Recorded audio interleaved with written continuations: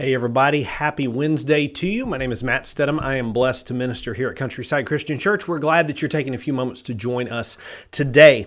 A couple of real quick updates for you. What's going on here at Countryside? It's been a busy week so far. Sunday was a great day. We had a congregational meeting after second service where the congregation approved adding on to our building. And so there's more information about that on a previous video. You can go find that either on our YouTube or it's probably still on our Facebook page. Not sure if it is or not, but wherever you're watching this, you should be able to find out some more information about that. But construction will be beginning very soon. That was on Sunday. Monday night, we had Celebrate Recovery here. A lot of things going on with that group. A lot of good things happening. New folks, new faces, finding help and finding out how to do things Jesus's way in dealing with their past hurt, their past struggles. I get people occasionally who don't know anything about Celebrate Recovery and say, oh, well, that's a drug ministry or that's an alcohol ministry. No, it's not.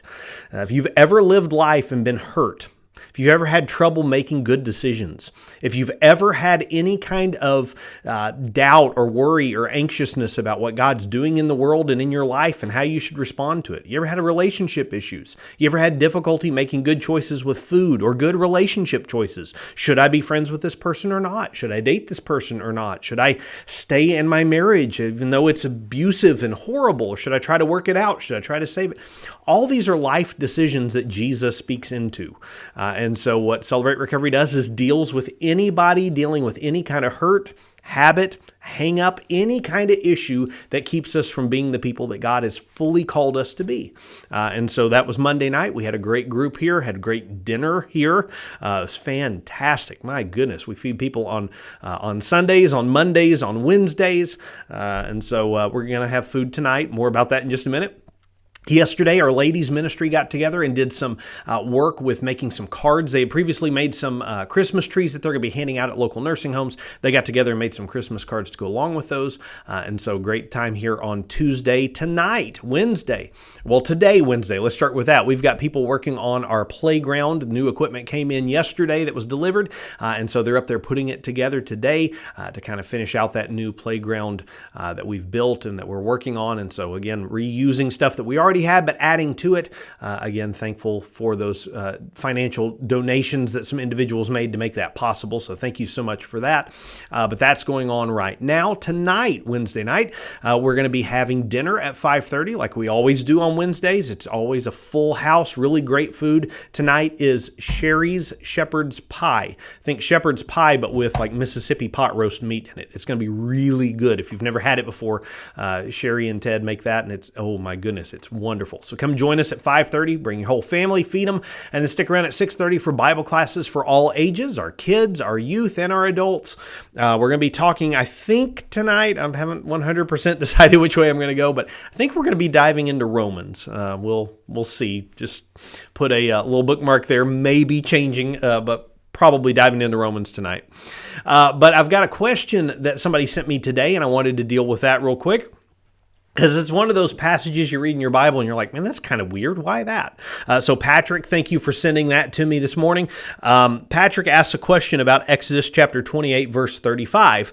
And what he says is, Aaron must wear it, that's bells, when he ministers. The sound of the bells will be heard when he enters the holy place. Actually, why am I just reading this to you? Why don't I put it up on screen here? Let's see if I can get that up there. Bible, there it is.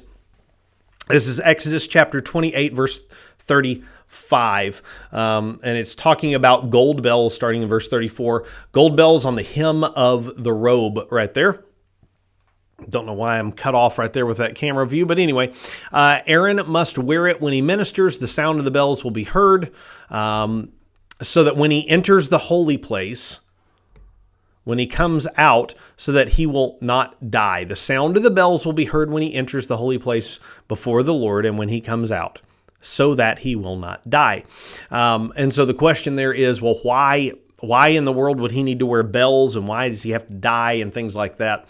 What I can tell you is that there was a common practice, especially in Jesus' day. I think it predates Jesus a bit, but there was a practice of the priests wearing not only the bells, but also having a cord tied to their ankle when they went into the holiest place.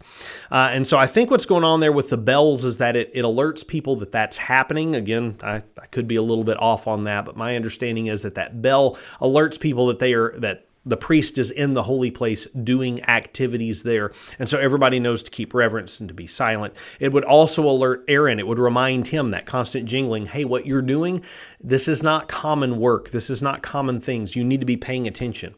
And we see that happen a little bit later with Aaron's sons.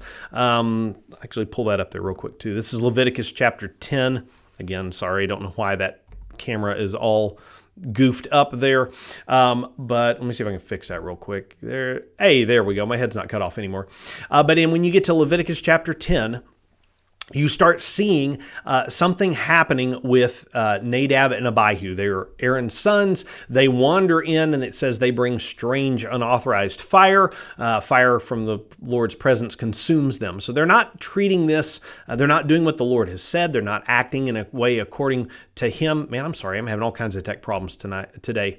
Look at verse 8.